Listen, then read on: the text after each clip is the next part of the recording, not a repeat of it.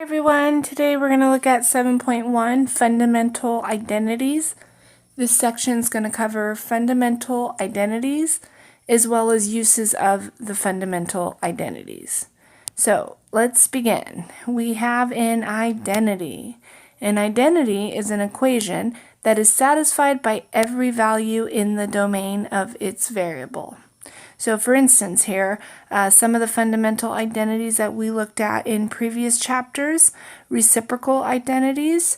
We have this identity here that cotangent theta is equal to 1 over tangent theta.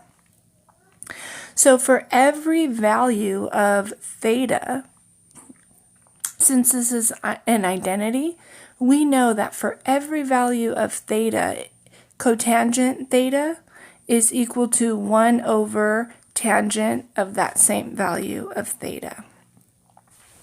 Okay, we also have the other reciprocal identities. Secant and cosine are reciprocals, and cosecant and sine are reciprocals.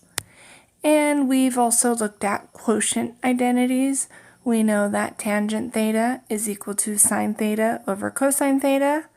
And we also know that cotangent theta is equal to cosine theta over sine theta. And we have our Pythagorean identities. Sine squared plus cosine squared equals 1. And from there, the other two identities follow. So for this section, what's new is we're going to introduce our even, odd identities. Okay? Recall that sine and its reciprocal cosecant, as well as tangent and its reciprocal cotangent. Recall that these were odd functions. Remember, they're symmetric with respect to the origin, okay? And then recall that cosine is an even function. If you think of the cosine graph, you'll see that it's symmetric with respect to the to the y-axis. Okay, on the next slide we have a little video for you, just going into further detail on these even-odd identities. What you want to know are, which functions are even and which ones are odd, and what does that exactly mean, right? So, you know the unit circle already, and I'll show you an example here. If you have a 30-degree angle versus a negative 30-degree angle, we know the coordinates of these points on the unit circle are root 3 over 2, 1/2, root 3 over 2, negative 1/2. Now, on the unit circle, you know that the cosine is the x-coordinate, and the sine is the y, and the tangent is y over x, right? So, let's just take, for example, this first one here, the sine of negative x. What does that mean? That means if you take the sine of a negative angle, right, it's going to be the same value as the sine of a positive angle, but it's going to have the opposite sign. So if it's negative, it'll be positive. If it's positive, it'll be negative. So for example, if you take the sine of 30 degrees, sine of 30 degrees is a half. The sine of negative 30 degrees, it's also a half, but see how it's the opposite sign? It's negative 1/2.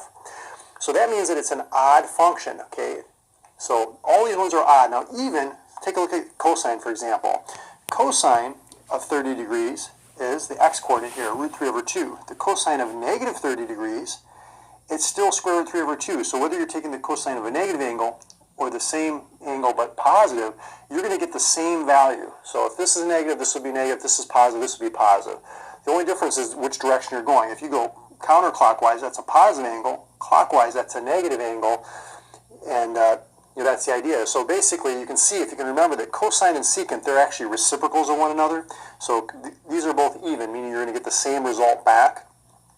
But all these other ones, sine, cosecant, tangent, and cotangent, you're going to get the same value, but it's going to have the opposite sign. All right, so let's look at an example. If tangent theta is equal to negative 5/3 and theta is in quadrant 2, find each function value. So first we're going to find secant theta. Now, the Pythagorean identity, we have an identity that tells us tangent squared theta plus 1 is equal to secant squared theta. So since we're looking for secant theta and we're given tangent theta, this is a good identity to use. On the left side, in place of tangent squared theta, we can put negative 5/3 squared.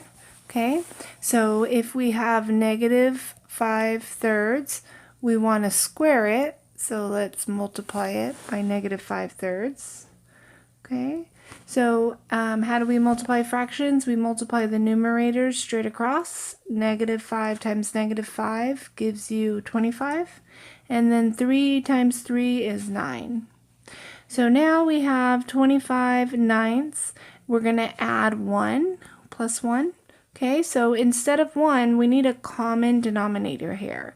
So we want to have 9 as a denominator. So in place of 1, we write 9 divided by 9, which is equal to 1. So now that we have these like fractions, we can add them. We have a common denominator of 9, so we'll write that right there. And then we're just going to add the numerators. 25 plus 9 gives us 34. So the left side of this fraction is equation is 34 ninths. We have that secant squared theta is equal to 34 ninths. However, we don't want secant squared theta. We're looking for secant theta. So we're going to take the square root of both sides. Now, recall that when you take the square root, you get a plus or a minus. For example, if I ask you what is the square root of 4, you can tell me that 2 is the square root of 4 and negative 2 is the square root of 4. And 2 is the square root of 4 since 2 times 2 is equal to 4. However, negative 2 is also a square root of 4 since negative 2 times negative 2 is equal to 4. So we always have a plus or minus answer now, or solution. Now in this case, it's important, theta is in quadrant 2. So since theta is in quadrant 2, all students take calculus. What's happening in quadrant 2? The S stands for sine. So sine is our only function that's positive in quadrant 2. So here, since we're looking at secant theta, we know that secant theta is negative in quadrant 2. So our answer is negative square root of 34 over 9. And then we can simplify this by taking the square root of 9, which is 3. So finally we have negative square root of 34 over 3. All right, how about sine of theta? So we need an identity that gives us sine of theta, okay? Tangent theta was given to us, and then cosine theta, well, in part A, we just found secant theta, and we know that secant and cosine are related since they're reciprocals. So we're going to use the following quotient identity. Now, if we take this identity and we multiply cosine theta to both sides, the cosine thetas will cancel out on the right side. So we have cosine theta times tangent theta is equal to sine theta. And we know that cosine theta is equal to 1 over secant theta using our reciprocal identity. So now we can substitute from part A. We know that secant theta is equal to negative square root of 34 over 3. And then it's given to us that tangent theta is equal to negative 5/3. So we can substitute those values in. So now we just have to multiply. So here, how do you multiply two fractions? You just multiply straight across. So we have 1 times a negative 5, okay? So I'll write that over here. That gives us negative 5. And then look at the denominators. This 3 is the same as 3 over 1. So you see that our 3's will cancel out right there. So we're multiplying negative square root of 34 times 1. So that just gives us a negative square root of 34. Okay. Now we're going to rationalize this denominator. And notice that we have a negative numerator and a negative denominator. So that'll divide out. Negative divided by negative is just a positive. So for our numerator, we will have 5 square root of 34 divided by 34. And that is equal to sine theta. Okay, part C, cotangent of negative theta. Now here we can first use a reciprocal identity. We know that cotangent negative theta is equal to 1 over tangent negative theta. And the reason we're using this reciprocal identity is because tangent is given to us in the beginning of the problem. So now we're going to use one of our even-odd identities.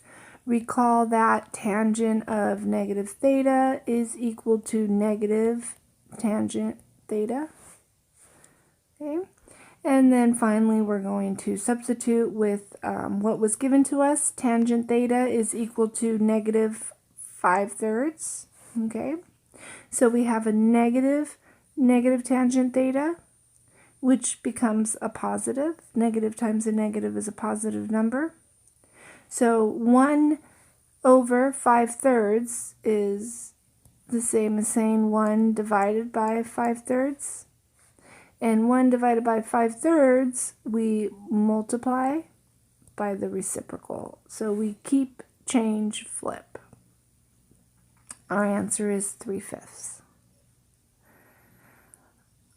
Okay, so just a little note to avoid a common error when taking the square root, be sure to choose a sign based on quadrant of theta and the function being evaluated. So this is what we dealt with in part A.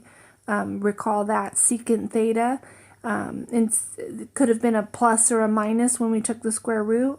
However, we knew that secant theta was negative in quadrant 2, so we kept the negative sign.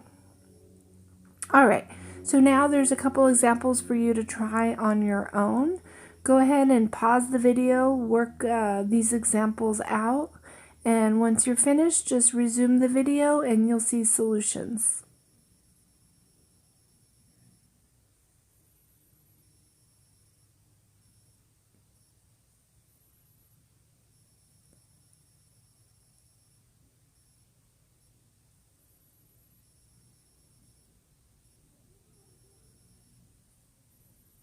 All right, welcome back.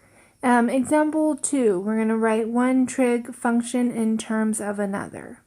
So here we have write cosine x in terms of tangent x. Now we have our Pythagorean identities.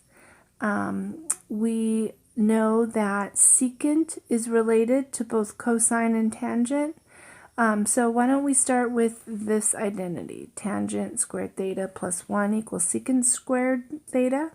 In this case, we're using x instead of theta. So tangent squared x plus 1 equals secant squared x. We want to change this equation, so we're writing cosine x in terms of tangent x. So we want cosine x on one side of the equation, tangent x on the other side of the equation. We already have tangent x on the left side of the equation, so let's work on getting cosine x on the right side of the equation. So we'll start with the reciprocals. We're going to take reciprocals. As long as we do it to one side, we have to do it to the other side. So take reciprocals of both sides. And then on the right side, we know that cosine and secant are reciprocals. So 1 over secant squared x gives us cosine squared x. Okay. However, we want to write cosine in terms of tangent. So I don't want cosine squared x. I need cosine x. So we're going to take the square root of both sides. So on the left side, that gives us plus or minus square root 1 over tangent squared x plus 1. And we can simplify that because the square root of 1 is just 1. Okay, so now we're going to have to rationalize this denominator. So we're going to multiply by the square root of tangent squared x plus 1 over square root of tangent squared x plus 1. So rationalizing that denominator eliminates the square root as the denominator. So we're left with tangent squared x plus 1 for the denominator. And then the numerator is just the square root of tangent squared x plus 1. Now, we do not know what quadrant we are in, so we're going to leave the plus or minus there. And on the right side, we have cosine x. So we just wrote cosine x in terms of tangent x. Okay, here's an example for you to try on your own.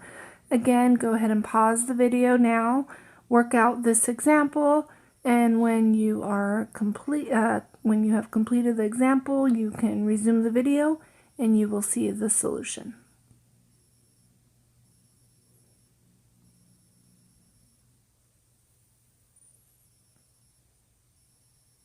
All right, welcome back. Example 3, we're going to rewrite an expression in terms of sine and cosine. So we want to write 1 plus cotangent squared theta over 1 minus cosecant squared theta in terms of sine theta and cosine theta. And then we're going to simplify the expression so that no quotients appear. So we're going to rewrite this equation in terms of sine and cosine, and then we're going to make sure that we do not have a fraction. So first off, we're going to use a quotient identity. So we know that cotangent squared theta is equal to cosine squared theta over sine squared theta. And then for cosecant squared theta, we have the reciprocal identity. We know that cosecant squared theta is equal to 1 over sine squared theta.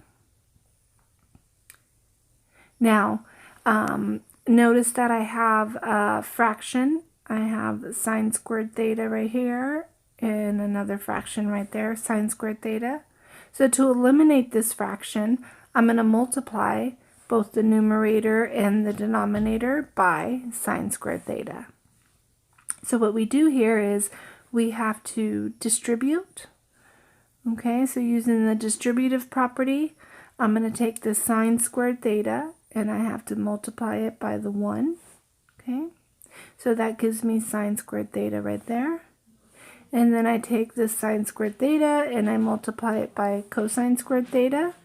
So that's right here, cosine squared theta times sine squared theta. And then I still have my sine squared theta as a denominator. And this is going to cancel out right there.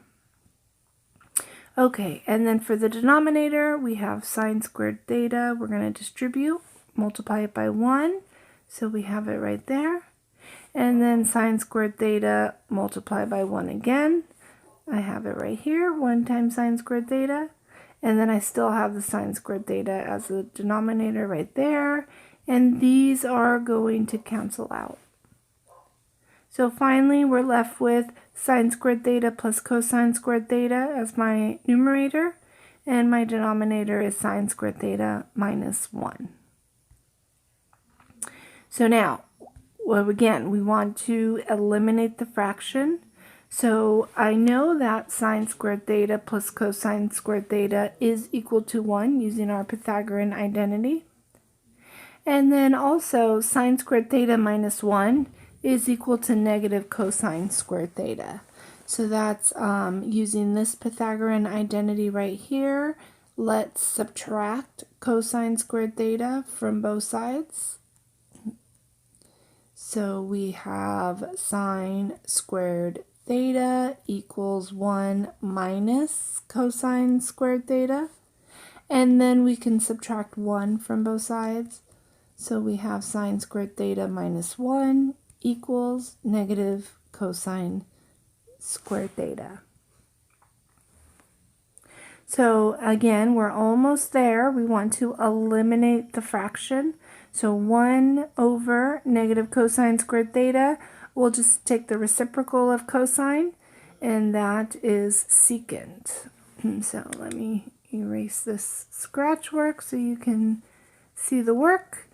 And our last step was to use the reciprocal identity. So right here, 1 over negative cosine squared theta. The reciprocal is just negative secant squared theta. All right, try this example on your own. Go ahead and pause the video, work the example out, and when you come back, press play and you'll see your solution.